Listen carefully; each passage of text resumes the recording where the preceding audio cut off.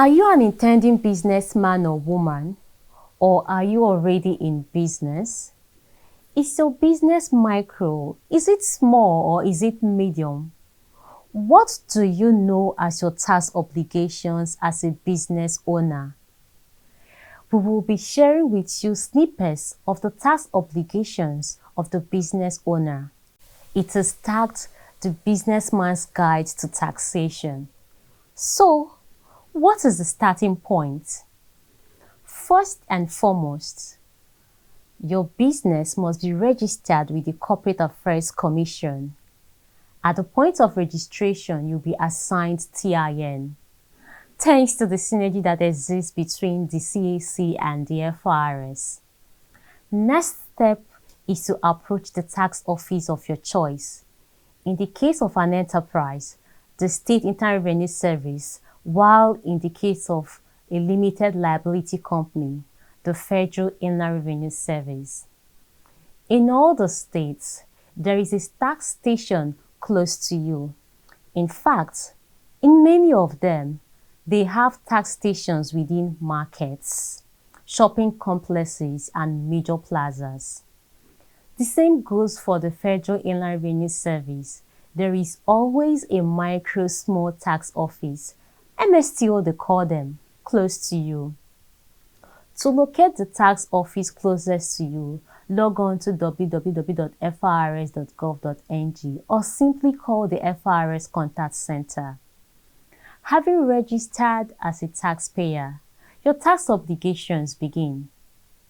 For small enterprise, your taxes are due under direct assessment, which is paid in one lump sum on preceding year basis, latest by the 31st of March of the following year. In other words, if you commence business on January 1st, 2023, your direct assessment under personal income tax becomes payable latest by March 31st, 2024, based on account of your activities in the previous year. Purchases, sales, expenses, emoluments to self and staff, etc., etc. Let us add that if you have employees, pay as you earn, one of the two legs of personal income tax, is also due to be charged or deducted if you like and remitted to the State Internal Revenue Service where the staff is resident. This obligation, which is the obligation of the employer, must be fulfilled by the 10th day of the month following the month of payment of salary.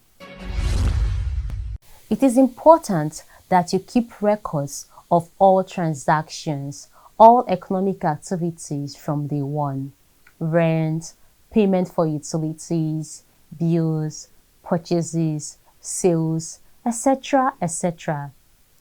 You must demand for receipts for all payments made by you, and where receipts are not available, a cash book will suffice.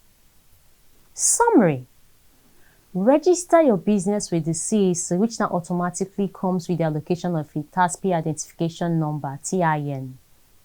Register with the tax office closest to you, meaning both the State Internal Revenue Service and the FRS. Yes, because like we said earlier, if you're running a one-man business, taxes on your business operations are due to the State Internal Revenue Service where your business is located.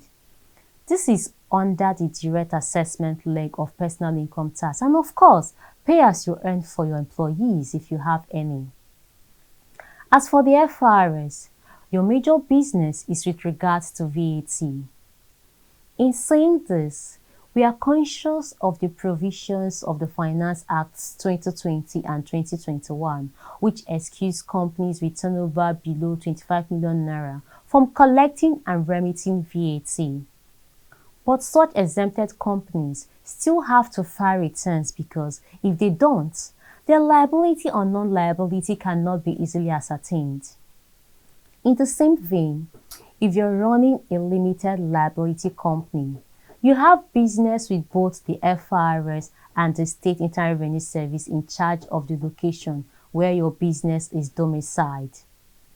Yes, Your company's income tax is due to the Federal Inland Revenue Service. VAT is remitted to the Federal Inland Revenue Service just as many others: education tax, capital gains tax, stamp duties, withholding tax, etc., etc. But then, you have employees working for you. Their personal income tax, known as pay as you earn, is payable to the State Internal Revenue Service of the state where each staff member resides. There is also business premises permit and annual renewal, as well as many others depending on your area of business.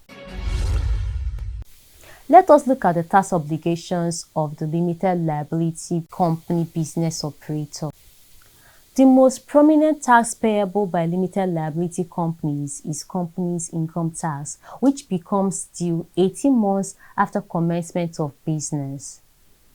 Therefore, if you commence business on the 1st of January 2024, your company's income tax becomes due latest by the 30th of June 2025. For companies with turnover of less than 25 million naira, your company's income tax rate is 0%. That is, you do not have to pay company's income tax. For those with turnover of 25 million naira to 100 million naira, your company's income tax rate is 20%. And for those with turnover of 100 million naira and above, your company's income tax rate is 30%. So, what do you need to do from day one? Keep records of every activity, of every expenses and payments. At the end of the year 2024, when the countdown begins, that is to say, when your business activities in the year 2024 are completed and are due for a report to yourself, to stakeholders, if any, and to the government, who, like somebody likes to say, is a stakeholder in every business. The countdown begins towards June 2025. It is required that you get a qualified chartered accountant to audit your accounts and then a registered tax consultant to determine your tax liabilities for company's income tax, education tax, and such other taxes applicable to your field of operation. Remember, as we always counsel on this program, don't try to navigate the minefield by yourself. Seek professional help and above all, keep records. Of course, it bears repeating that VAT collection from your customers and prompt monthly remittance to the FRS is non-negotiable.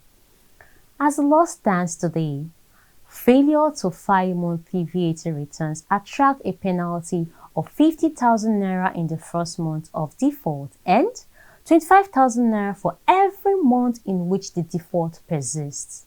So, do the needful. Don't be caught on the wrong side of the law. Thank you for watching. Don't forget to like and subscribe to our YouTube channel. Stay tuned until I come your way again. Bye for now.